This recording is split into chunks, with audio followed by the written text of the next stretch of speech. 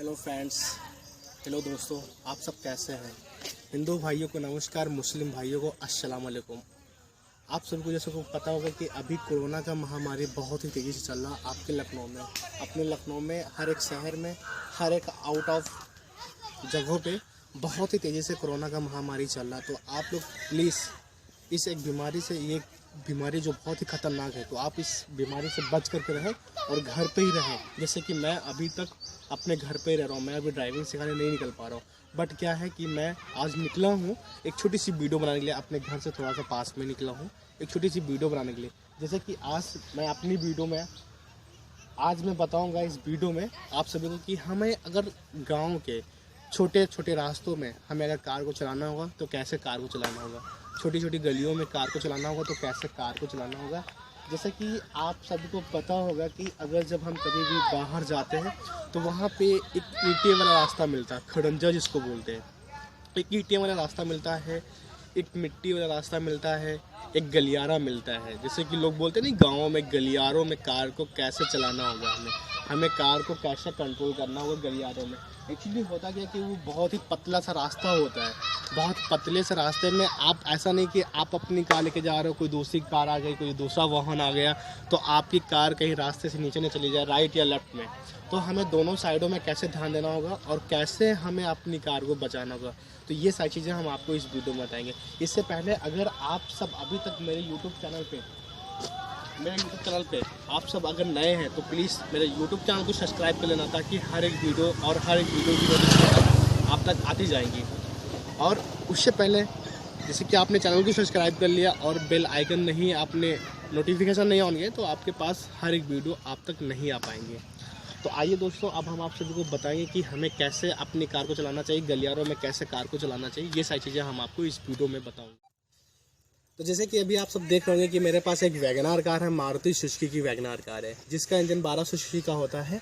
और ये एक कार जो होती है 4 सिलेंडर की होती है, 4 पिस्टन की एक कार होती है, ठीक है। जैसे कि अभी तक मैं आपको बता रहा था कि अपनी अल्टो कार पे जैसे कि उसका इंजन होता था वो 800 सीसी का इंजन होता था। उसका सिलेंडर वो 3 सिलेंडर की कार होती थी। उसका जो इंजन होता था वो 800 सीसी का होता था और वो 3 सिलेंडर की कार हुआ करती थी। ये हमारी जो कार है, ये वैगनार कार है मारुति सुजुकी की।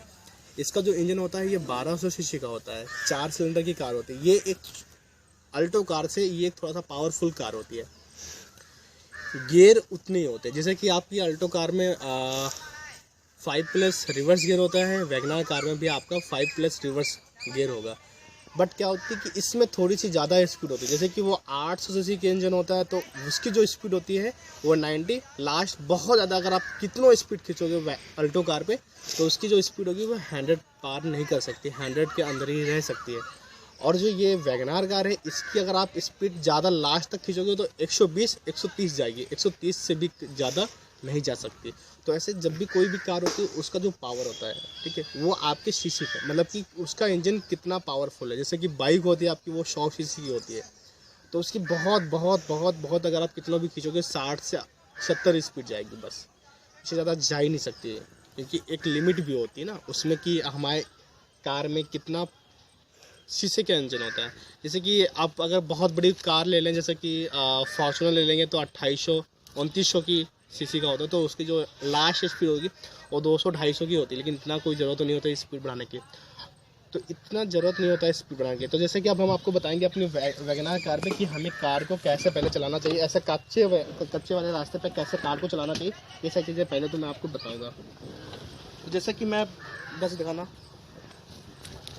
जैसे कि हम अगर पहले अपनी वैगनार कार पे बैठ गए हैं तो इस पर जैसे कि हम बताएंगे आपको कि कैसे हमें कार को चलाना है। कार चलाने से पहले हमें छोटी छोटी चीज़ों पे कैसे ध्यान देना चाहिए, छोटी छोटी चीज़ों पे कैसे ध्यान देना चाहिए। जैसे कि अभी आप देख रहे होंगे कि मैंने एक वैगनार कार जो आप देख रहे हो उससे मैंने बैठ गया है, ठीक है। अब इस पर बैठने से पहले हमें क्या करना चाहिए, बैठने से कभी भी कोई भी वाहन आपको अगर चलाना है तो पहले तो आपको कंफर्टेबल बैठना होना चाहिए। छोटी छोटी चीज़ों पर पहले ध्यान देना चाहिए। जैसे कि पहली चीज़ आपको सीट एडजस्ट करना है, दूसरी चीज़ आपको सीट बेल्ट लगाना है, तीसरी चीज़ आपको राइट और लेफ्ट मिरर सेट करना है, चौथी चीज़ आपको लुकिंग मिरर, जो बैक मिरर होता है उसको आपको एडजस्ट कर लेना होता है, सेट कर लेना, ठीक है। और जब सीट को आप एडजस्ट कर लेते हो तो आप ये चीज़ देख लीजिए कि आपकी जो कार है उसका जो सामने वाला जो ग्लास होता है वो ऐसा तो नहीं बहुत ही धुंधला, बहुत ही गंदा होगा, ठीक है। क्योंकि अगर वो गंदा होगा, वो धूल मिट्टी जमा होगा, कहीं होता है ना कि बहुत ही कार ढेर टाइम से खड़ी होती है, लेकिन लोग वो चलाना जब स्टार्ट करते हैं, जब उनको दिक्कतें होती 10-15 मिनट बाद, फिर वो सोचते हैं। तो अगर आपकी कार गंदी है, अगर आपका ग्लास साफ़ नहीं है, आपकी कार नहीं साफ, तो आप पूरी कार मत साफ करो, भले ही टाइम नहीं है तो आपको आगे का ग्लास ज़रूर साफ़ कर लेना चाहिए। अगर आगे का ग्लास आप नहीं साफ़ करोगे तो सामने से जो कार आएगी तो वो आपको दिखने में वहाँ पे प्रॉब्लम हो सकती है।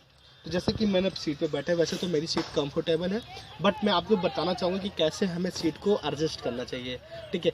सीट कितना एडजस्ट करना चाहिए? सीट उतना एडजस्ट करना चाहिए जितना कि मेरा पैर सही तरीके से क्लच और ब्रेक और एक्सीलरेटर पे, मतलब कि तीनों पैडल पे मेरे पैर सही तरीके से पहुंच जाने चाहिए।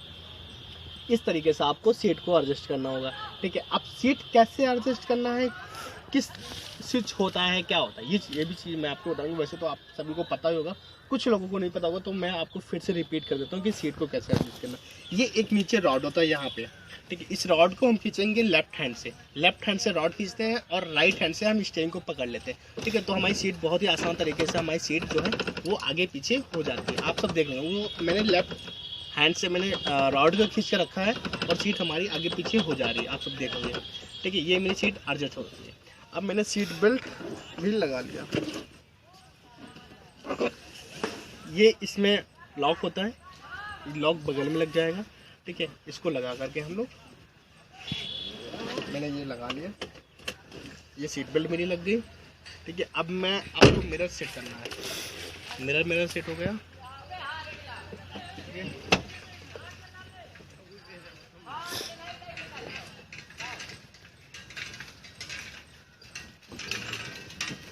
मेरे राइट और लेफ्ट मिरर सेट हो गए, सीट बेल्ट लग गई, सीट एडजस्ट हो गई और मेरा बैक मिरर एडजस्ट हो गया, ठीक है। रुक गया, हेलो, ये मेरी चाबी है, ये मैंने चाबी को लगाया, ठीक है। आप सभी को पता होगा कि जब भी कोई चाबी किसी भी वाहन में लगाते हैं तो उसकी पहले स्टीयरिंग लॉक कटेगा, फिर कार ऑन होगी, फिर इंजन स्टार्ट होगा। तो वैसे कि 3 बार हमें चाबी को घुमाना होता है, 1, 2 और 3 में मेरा इंजन को स्टार्ट हो गया, ठीक है। अब ये मेरा गियर रहा, ये गियर भी आपको पता ही होगा कि कैसे लगाना है, ठीक है। तो हमने लेफ्ट में करके और आगे लगाया, फर्स्ट गियर लग गया और हैंडबैग मैं हटा लूँगा, ठीक है। ये मैंने हैंडबैग हटा लिया, ठीक है। अब मैं चलाना स्टार्ट करता हूँ, मैं आपको बताता हूँ कैसे। अगर आपको राइट मिरर देखो, ठीक है, ये आपका मिरर हो गया, ये आपका राइट मिरर हो गया, ठीक है। तो आपको दोनों मिरर में देखना है और अब आपको देखना है कि रास्ते पे हमें कैसे चलाना है। ये एक बहुत ही पतला सा रास्ता है, बहुत ही पतला सा रास्ते पे हम लोग जा रहे हैं। आप लोग देख रहे होंगे रास्ता कैसा है, यहाँ पे बहुत ही पतला सा रास्ता। तो इस रास्ते पे हमें बिल्कुल नीचे राइट और लेफ्ट में नहीं चलना चाहिए, हमें बिल्कुल बीच में चलना होता है, क्योंकि राइट और लेफ्ट का जो मिट्टी का रास्ता है यहाँ पे, तो कभी भी फिसल सकता है, मतलब कि कभी भी कच्चा रास्ता होता है तो कभी भी ये बैठ सकता है। आपकी कौन सी कार है, कौन सी है, छोटी है, बड़ी है, उसका ज़्यादा भारी है, ठीक है। तो ये आपको यहाँ पे बहुत ही ज़रूर ध्यान देना। दूसरी चीज़, आप जब भी कभी ऐसे रास्ते चलाते हो तो वहाँ पे क्या होता है कि गाँव देहात में क्या होता है, देखिए जैसे कि ये गड्ढा है, देख रहे हैं ये गड्ढा, इस गड्ढे को बचा करके निकालना है, ठीक है। इस गड्ढे को बचा कर निकालना होता है, बहुत ही ज़रूरी और बहुत ही ध्यान देना होता है। अगर आप ऐसे गड्ढों को नहीं ध्यान देंगे तो फिर आपको चलाने में कार को प्रॉब्लम हो सकती है। जैसे कि इस पतले से गड्ढे से हम निकालना चाह रहे हैं, लेकिन उस गड्ढे में नहीं निकल पाएगी क्योंकि बहुत ही बड़ा गड्ढा है वहाँ पे।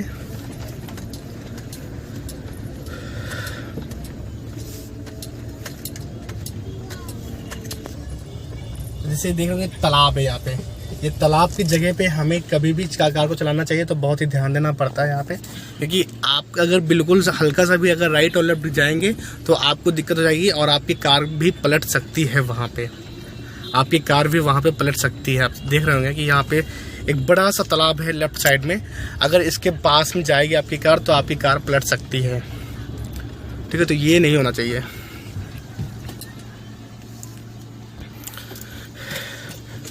तो अगर हल्का से भी राइट और लेफ्ट कार हमारी चली जाएगी तो हमारी कार जो है पलट सकती है, कोई भी दुर्घटना घट सकती है। तो ऐसा नहीं होना चाहिए, ये बहुत ही ध्यान देना पड़ता है ऐसे रास्तों पे और बहुत ही टफ होता है ड्राइविंग करनी। ऐसे कच्चे रास्ते पे, गलियारों वाले रास्तों में कार को चलाना बहुत ही टफ होता है। कार को चलाना, अगर कई ड्राइविंग करने से पहले कई ड्राइवर ऐसे होते हैं जो कि फर्स्ट टाइम में ड्राइविंग करते हैं, तो वो ऐसे हिचकिचा भी जाता है कि हम ऐसे रास्ते पे कार को नहीं चला पाएंगे।